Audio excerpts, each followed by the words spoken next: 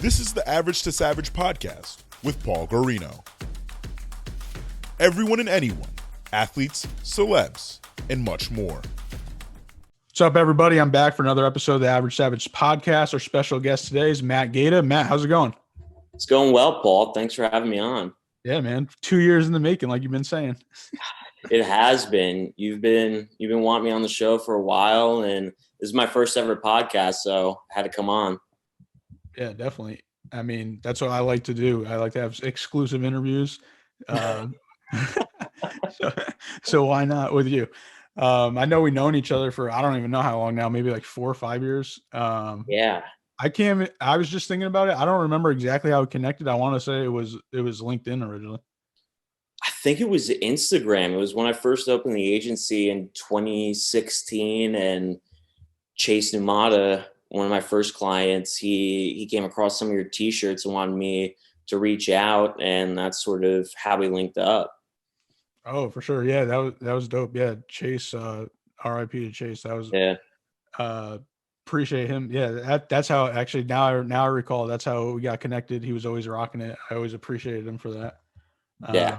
Let's just, I mean, while we're on the topic, like how'd you guys first meet? Like how'd you first meet him? So me and Chase. Yeah.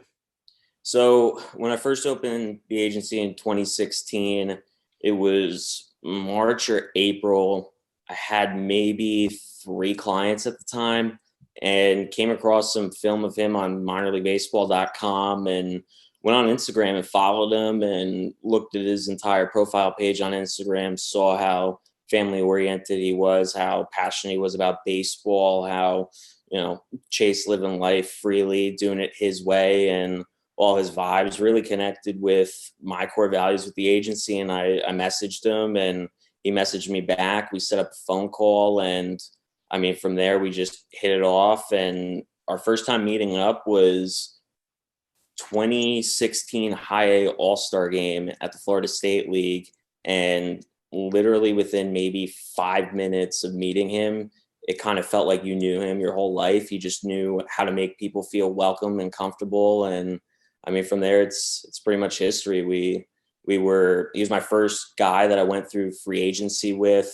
Got him re-signed by the Phillies to go to big league camp, then the Yankees, then the Tigers. So we went 3 for 3. And I mean, I literally owe Chase a lot, building GSM and being the agent that I am today. Without him, undoubtedly, I'm not here. I'm not doing what I'm doing. He was easily one of the first credible clients that I had that trusted me so early with his career, especially going through the rigors of even just minor league free agency and solidifying a contract. It's definitely not easy. And he placed his trust in me, and we built definitely a brotherhood type relationship. So Chase is definitely paramount in me being who I am today. Yeah, definitely. Like I felt like I knew him, to be honest. Like even just like his posts and all that stuff, it was just always a good vibes. Yeah. Now just going back in time now, I knew you were a baseball player growing up. You played baseball at NYU. Yes. Like when was usually I ask people when was the moment they knew they could go pro, but for you I want to know when was the moment you couldn't go pro, but you knew you wanted to work in sports still. So I always thought growing up that I was going to be a Major League Baseball player, like every child growing up who plays a sport and is dedicated to it. My dad was the one who instilled the love of baseball in me. I was actually a big hockey player growing up. My mom would wake up at 4 a.m. and drive me to the rink and all that sort of stuff. So she still brought me to the batting cages and whatnot when I was growing up. But ultimately, she wasn't too sad to see me hang up the skates because no more 4 a.m. calls to the rink. But baseball, always knew that I truthfully wanted to work in baseball. Once I sort of around high school, early on in college, that's when I started to grasp the business side, the scouting side of what it really takes to become a professional baseball player at the affiliated ranks, and knew that I was good, but I wasn't that good. In terms of when I wanted the aha moment of becoming an agent, Probably I got ulnar nerve transposition surgery, which pretty much means I blew out the nerve in my throwing elbow, and had surgery my freshman year of college. And to this day, it's still kind of not fully healed. But during that time, I really immersed myself in the business side of baseball and learning about the collective bargaining agreement, the joint drug prevention treatment program, everything that really an agent, an MLBPA certified agent would need to have as knowledge base. And just between my love for baseball, a lot of my professors at NYU who I developed incredible relationships with, Charlie Grantham, who was one of the first heads of the NBA union. He was extremely paramount in me becoming an agent with his guidance and tutelage of how he went through the sports industry. And Professor Cameron Myler, who was a former Olympian, who was my professor at NYU as well. Those two definitely instilled in me the practical teachings to be able to open up GSM and the confidence as well as my parents. But once I sort of realized sophomore year that baseball wasn't in the cards anymore, I did something completely unconventional in junior year, signed up to take the MLBPA agent certification exam.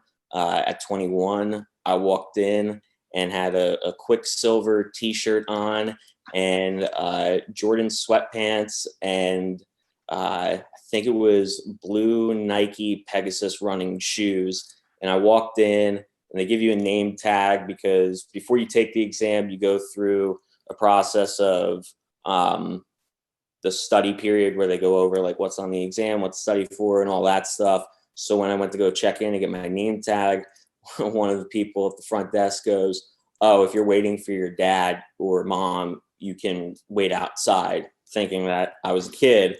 And I said, "No, I'm actually here to take the exam." So that's my fun story of how I kicked off my agency career. So quickly changed the tires, you can see. Also repping your shirt. Hey, I like that.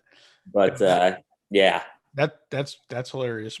And I think that's like a biggest myth. I think a lot of people think you have to have your law degree, which is false. Yeah, you don't need to have it. NYU, my major was sports management with concentration in sports law. And actually, I'm in the process right now of, I've been in it for the last 2 years, getting my law degree. I go to New York Law School, evening division program. So still able to fully operate the agency and the business, but on my own time getting that law degree just to further enhance my credibility in the business and for my clients' best interests. But I mean, that's definitely a misconception is you don't have to have it, but it's helpful to have it. Yeah, for sure. How did you even at 21, how did you know you were able to take the test like while you were still in school? I was in an econ class and I was really bored, to be quite honest. And I started just drawing my logo, and really that's when I started I was paying attention, kind of, not really, going on the MLBPA website, looking at the requirements. When I saw you didn't have to have any sort of degree, age limit, qualifications, I just signed up. I filled out my application for a background check. And once I passed the background check, I got the date to take the exam and I took it. And in the meantime, while waiting for the background check and everything to check out and that process to continue, I built a business plan, did my logo, targeted what players I wanted to target in certain leagues, and sort of just built my brand and business plan sort of during my junior year of NYU. So that would have been fall, winter of 2015 going into 2016. And that's sort of how everything came to fruition. Yeah, way ahead of the curve for sure. Yeah. What about how did you approach like the very first client you got? I don't even know who was the very first. So this is a great story, actually. So the first client that I ever signed, his name was Brett Doe with the Minnesota Twins. And he ultimately led me to Nick Anderson, who this was my first big league client.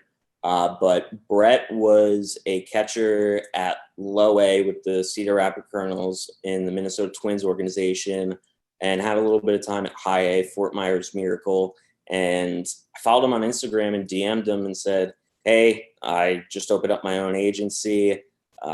Wanted to see if you were available to talk. This is what I believe in. This is how I go about my business. This is how I assess players, and how, my philosophy, my guidance can better help enhance your career. And he was all about it. And we scheduled a call, and within a day, I had my first client. 3 weeks later, he actually ended up getting released just because of a roster crunch, and we still stayed in very, very close connection. He ended up being the bullpen catcher at AAA that season, went into coaching, and a year later in 2017, he hit me back up and he said, you're probably going to want to take a look at this guy. His name is Nick Anderson. I played with him at low A. He's a dude. He's got stuff, and, follow him on Instagram, or he either said follow him on Instagram or here's his number, and he gave it to me, and I reached out to Nick, and Nick and I stayed in contact for 8 months. Nick never had an agent before, and we just developed a relationship of just talking. And then ultimately he texted me right after spring training 2017, and he said, hey, are you still interested? I said 1,000%, and booked a flight literally the next day. And at that time, I had never flown to see a client. I've only done on phone calls. Still young in the process, didn't have any big name guys. So when certain guys who were at single A, double A were like, fly out to see me, never really got the vibe that this player is going to be worth it. But Nick and I had stayed in contact for 8 months and developed a solid relationship to the point where, from a character standpoint, person standpoint, I would do anything for him. And I also felt in my heart of hearts that he was going to be a force in the majors. So dropped, I think, $850 on a one-way ticket, because I literally got it within 5 hours. It was the best $850 I've ever spent on a one-way ticket to Tampa, Florida, because he was playing the Tampa Yankees at high A. Met up with him at a Holiday Inn where we had pizza at the sports bar that was attached to it. He walks out of the turnstile doors, and I just remember looking up thinking, this dude is going to step on me. And he was a gentle giant, super nice. We hit it off, and rest is history. But yeah, my first client, Brett Doe, ended up linking me up with Nick. This is why I needed to have you on, to let the people know that it was like, that it's not, I mean, obviously it's hard, everything's hard, but like they needed to see that it is possible for people to you just did it. 1,000%. I mean, it's not, and dude, anybody who starts something new, even like yourself, I'm sure there are moments of doubts that creep in, that is this worth it? Can I do it? And I mean, God willing and God bless, I've done well with the agency in the 5 years that it's been going, knock on wood. Same with the PG brand, and you blowing up as well. But it's those early initial years where nobody knows your name. You don't have any big name clients. You're grinding. You're not sleeping. I remember staying up until 3 or 4 a.m. just to target certain players, see who's available analytically from a sabermetric standpoint, who, possesses the best abilities to continue to make it up the ladder, researching my guys, getting to know them as people versus just numbers. And, you just have to keep saying to yourself, you put in the work, you have the knowledge, you have the people around you supporting you, and the big break will eventually come. And for me, it happened for 3.5 years into the agency with Nick, and then Randy Dobnak with the Twins, Rico Garcia, and a handful of other guys who are on their way. But for the first 3.5 years, it's grinding, and it's just not accepting the fact that, okay, I'm working my butt off, and some things might not be going my way right now, but I'm in it for the long haul. It's a marathon. It's not a sprint. You got to stick to your vision, stick to what you believe in, hold true to your why, your purpose, why you're doing what you're doing. And ultimately, even if you don't reach the goal that you have set out for yourself along the way and along the journey, you're going to be able to at least prove to yourself that I stuck with it and I accomplished a lot along the way. And that's something that nobody could ever take away from you. Yeah, for sure. What about, like, since you were so young, was there any like backlash from like some players that maybe you didn't sign or anything? And they're like, you don't have experience. You're like 22, something like that.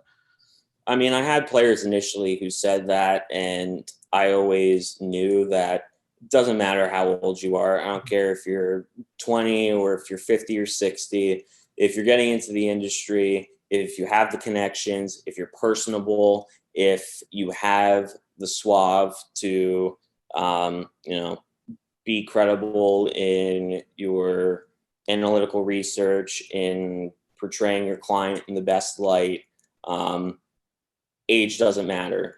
If you were 50 or 60 and you're out of touch with sabermetrics and don't know the statistics of what FIP or XFIP or Sierra is versus ERA and WHIP, which used to be the old metrics that teams use to assess player valuation for pitchers specifically, then that's just something where, okay, if you went with somebody who might be an older and credible agency, they might not know certain things that are in trends with baseball currently. That's where I saw sort of my asset was I just went through all these showcases of perfect game, area codes, USA Baseball, and all these baseball outlets that these guys just went through. And having played and having family in sports, one of my biggest advocators and somebody I looked up to growing up is Bobby Marks. He's my cousin. He was the assistant GM for the Brooklyn Nets and worked with them for 20 years. He's now on ESPN NBA, but he was someone who started as a paperboy intern, driving John Calipari from the stadium to pick him up at the airport and get his dry cleaning and coffee and grind it to the top. And with all of that, and having looked up to Bobby and seeing how he operated on a daily basis, all those sort of teachings allowed me to, tell future clients, hey, I'm young, I'm knowledgeable. I've had family who have worked in sports and have excelled, but ultimately and more importantly, what I offer players is transparency and a line of communication where I'm the sole agent. There's no other agent on staff. I grew this from nothing into what it is now and take pride in that, and am completely open to talking to players, families, wives, girlfriends, cousins. So a selling point to detract from the age misnomer of you have to be older to be a successful agent. That's completely false, because by the age of, I'm 25 right now, I've already had a client in the World Series and have had amazing stories of success stories of guys signing minor league free agent deals and big leaguers and getting them endorsement deals and whatnot. So it's really just sticking to your vision and having the lines of connections to put your clients in the best place and being able to be personable and genuine. That's the most important thing. People can sniff BS from a mile away. If you're not genuine, you're not going to get anywhere. So that's pretty much that. Yeah, for sure. I could totally agree with you on the same way. Also, what was it like? I know you mentioned Nick. What was it like when he made the major leagues? And that for people that don't know, that makes you like in the Players Association also. Yes. So to be a full-on certified Major League Baseball agent, you first have to file for the application, take the test, pass the background check, pass the written exam, and then you have to have a player on the 40-man. So Nick debuted on March 28th of 2019, which happened to be my birthday, oddly enough. Wow. The story just keeps going. It writes itself. 2 days before I was with Nick because we had a feeling he was either going to make the opening day roster or they were going to send him to AAA because he was on the 40-man at that time, just to get reps, wait for somebody to get hurt, and then get called up. So ultimately it was March, I want to say 25th. I was down at Jupiter, Florida, and he called me that morning and said, "What are you doing?" And I said, "Nothing, about to grab breakfast." "Why?" And he said, "Check out the hotel. We're driving to Miami."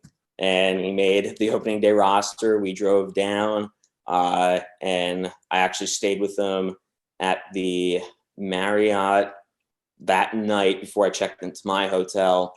But yeah, that was pretty much the story of, we didn't know if he was going to make it or not. And that was the culmination of pretty much Nick getting to the point where he was at, where it wasn't even handed to him. He shoved at spring training. If you look at the 2019 numbers at spring training with Miami, I mean, he deserved to be on it, but there's a certain aspects of behind the scenes with front office personnel of putting certain players above others for monetary investment reasons, options. There's a lot that goes into it, but he ultimately made it as like the last guy on the roster. And he debuted on March 28th, my birthday. His mom, Barb, his dad, Russ, and his sister, Alyssa, we were all down there, and we were saying to ourselves, there's no way he's going to debut on opening day. Like, he just made the majors, and he'll probably pitch on like Saturday or Sunday.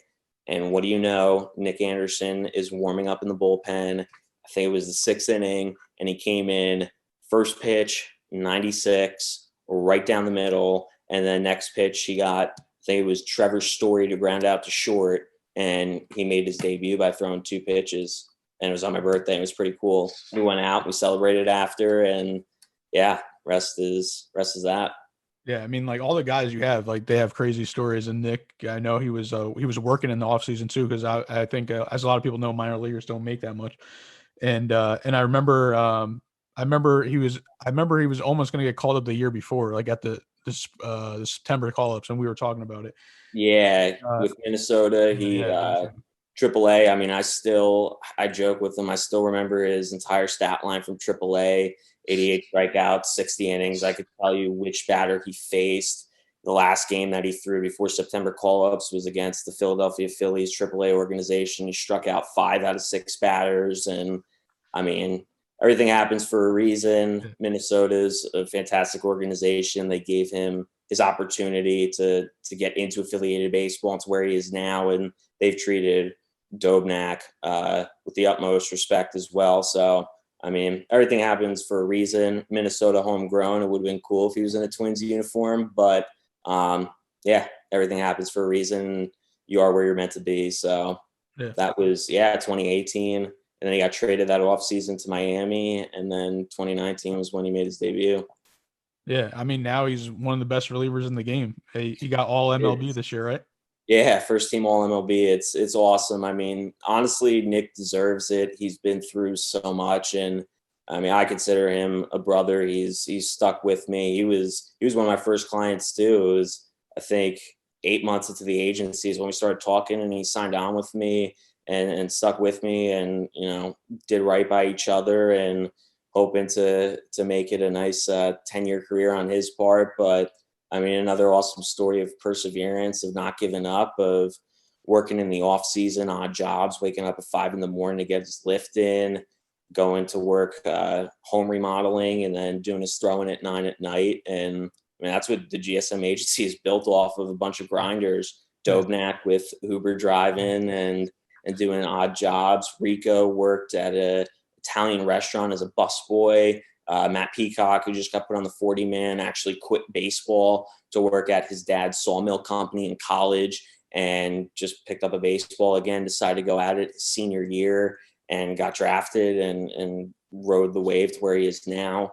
Addison Russ, who's was at the 60-man alt-site with the Yankees. He's a substitute teacher in the offseason. He was easily the best AA relief prospect. So, I mean, these guys have amazing stories, and it's inspiring. And even the kid Mike Adams, or man, I should say, he's 26.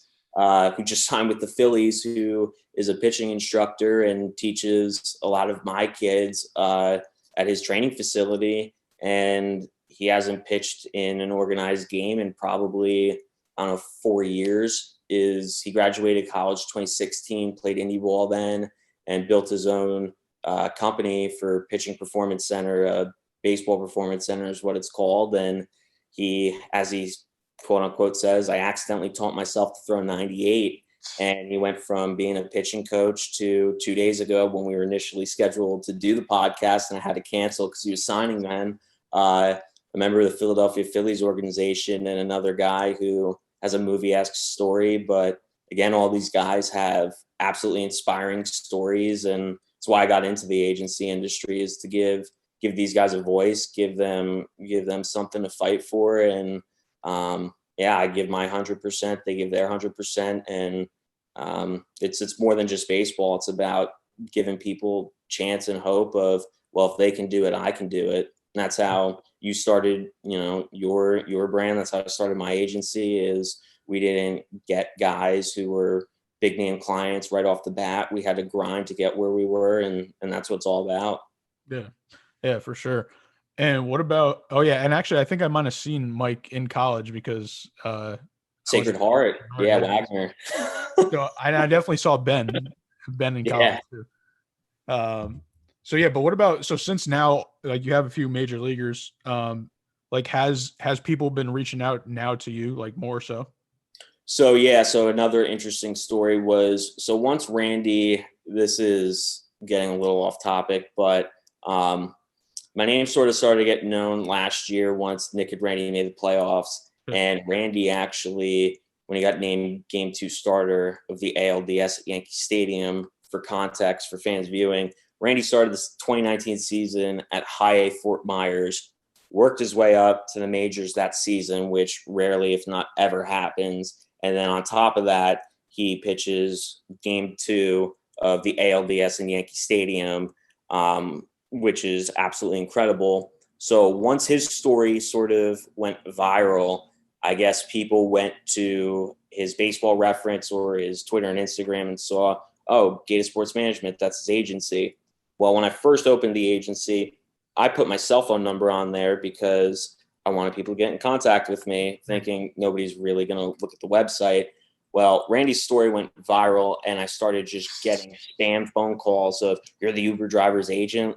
Can I get a Randy signed ball? So I actually had to change my number because I was just getting hit up by a bunch of random people.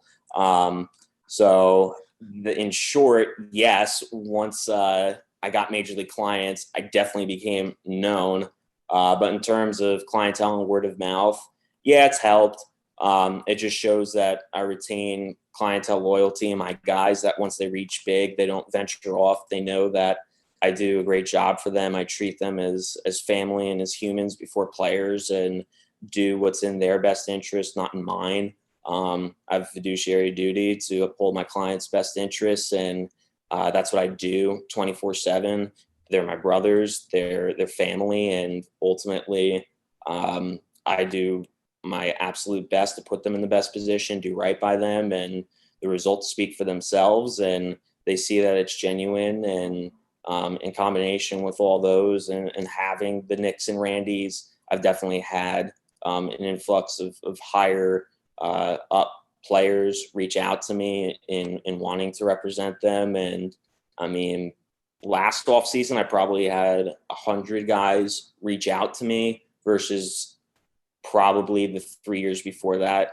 In the off season, I probably had maybe like 40 in those 3 to 4 years reach out to me. So definitely once you get big name guys, but the key is keeping them and showing that, they're still part of your family. I don't take on a guy unless I truly believe that they're great people off the field, but also have the abilities to perform on the field. And once they're playing well, it's not like I go to the next young guy to make sure he gets moved up. I give everybody the same attention. I go and visit my guys, whether it's going to visit Randy and throwing with him on a high school field in West Virginia, or going to golf with Nick, or flying out to Arizona and hanging out with all my clients out there. So once they get me, they know they have me, and I pretty much talk to them every day. So it's pretty cool family agency of we do business, but it's also more than that. So yeah, definitely. I mean, I think that's what your social media shows, and I think that's why everyone's attracted to you now. And what about I read in the NYU article, congrats on all the awards this year. Oh, thank you. And I saw you had over 75 clients now. So how do you manage that?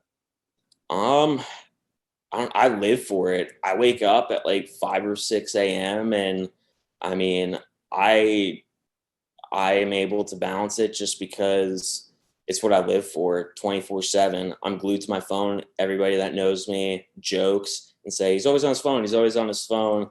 It's just my job. I'm always there texting the guys, calling the guys.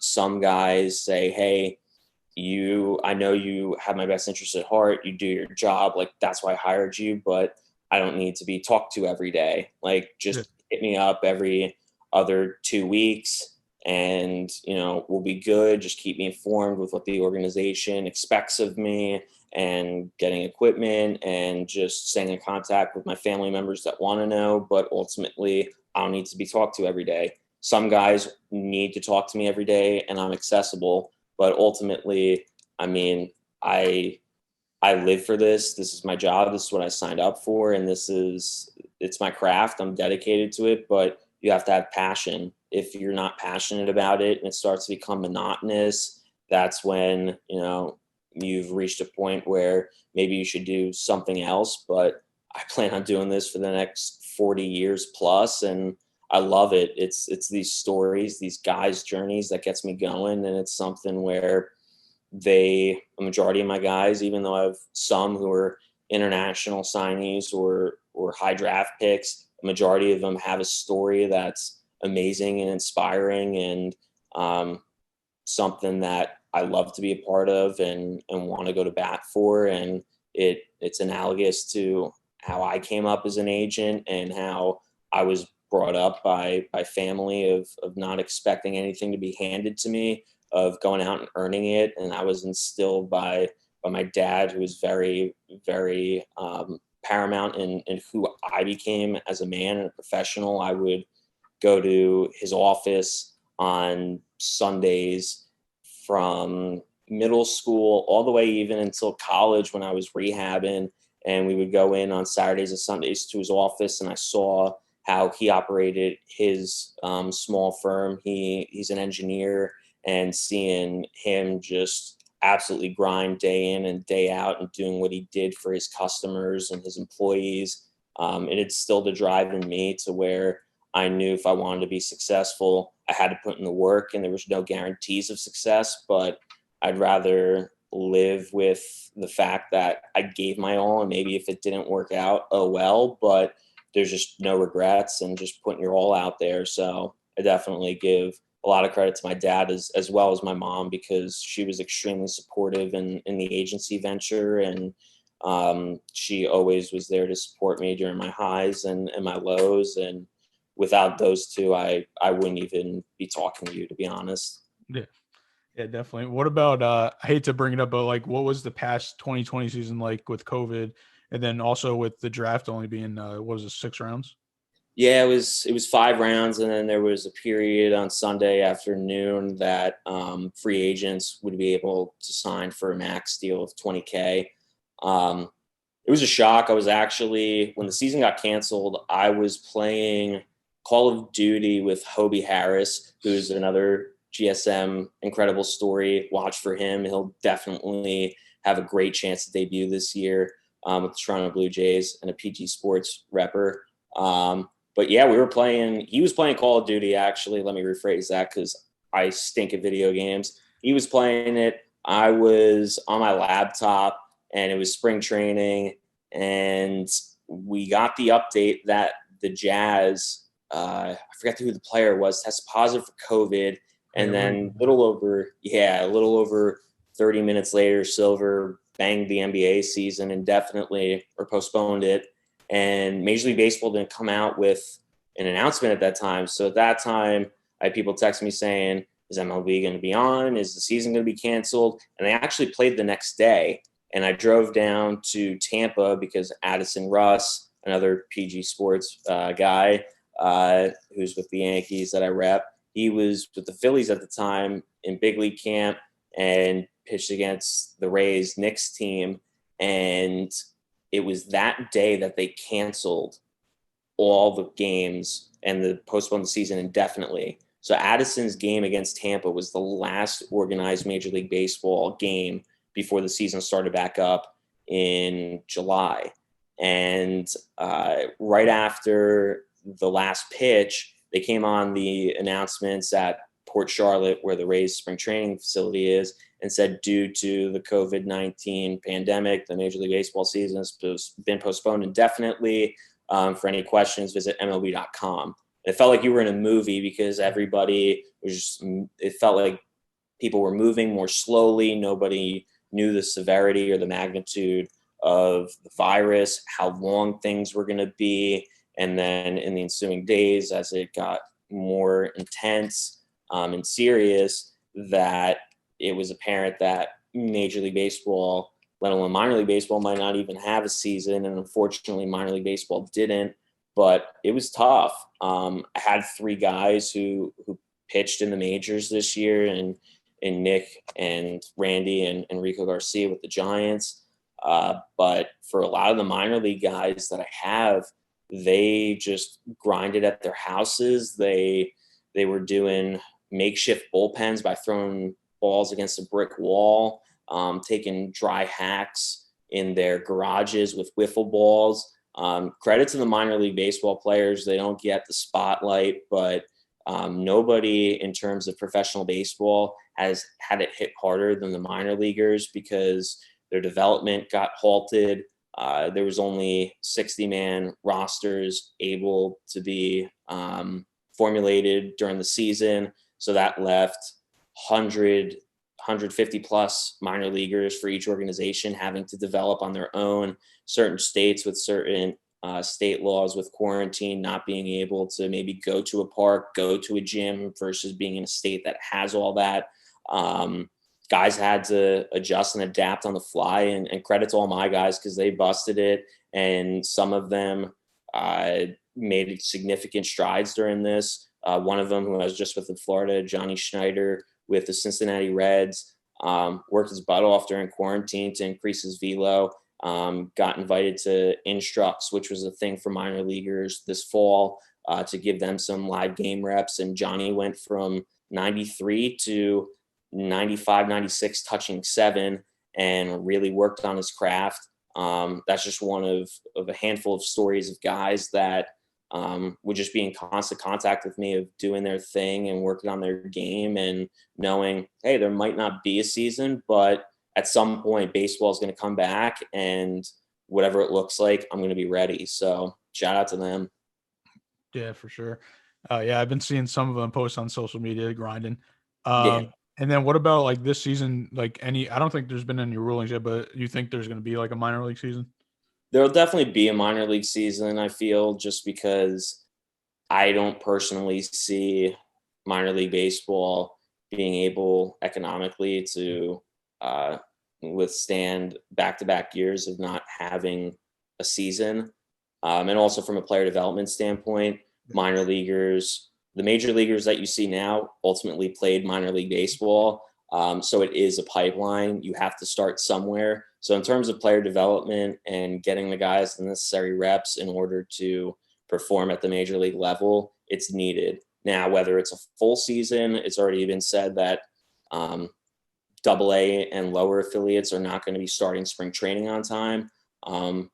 That's a given that the season won't have its normal 100+ games, but ultimately I still feel confident that there will be a minor league season, just given all those factors. Yeah, definitely. Ready for some fun questions from Average to Savage? Shoot it. What's your favorite song right now? Oof. Wow, I'm going to throw a curveball here. It's my favorite song of all time. Here I Go Again by Whitesnake. It's an 80s song. All right. What's your favorite social media platform? Instagram. All right. What do you like to do in your free time? Work. I just love the agency. I mean, I love when guys send me film. As you see on my social media platforms, I'm always posting on my story their workouts or their bullpens or their hitting off a tee or live ABs. So I just like to work more. Yeah. I feel you on that, because people ask me that sometimes too, and I'm just like I just like to, like, I can't not do stuff. Like, I feel like weird if I'm not doing anything. Yeah, exactly. Last one. What advice would you give to a younger person wanting to be a sports agent? It's a good question. Always be open to constructive criticism and learning from other people, even if they're your age, if they're even younger than you or older. Never take for granted the advice that your peers could give to you, because the more info, the better. Knowledge is powerful, and don't be closed-minded to think that you know everything, because nobody knows everything. Growing up as a high school athlete, I thought I knew everything in terms of baseball and mechanics and everything, and even in college with my coaches. And ultimately, the more knowledge you have to be at your disposal, the better off you'll be. So definitely be open to learning even new techniques and being able to adapt on the fly. Things don't go as planned. So being able to adapt and continue to be open to learning. Yeah, definitely. Well, that was amazing. I appreciate you coming on, and could you let the listeners know where they can follow you at? At Gaeta Sports MGT on Twitter and Instagram.